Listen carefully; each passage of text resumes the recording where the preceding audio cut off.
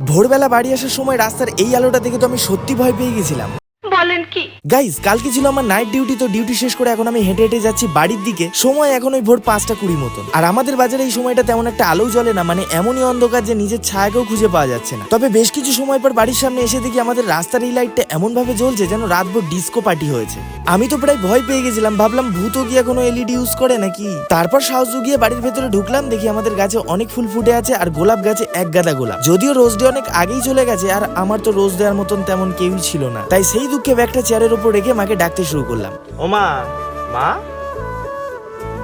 ওমা।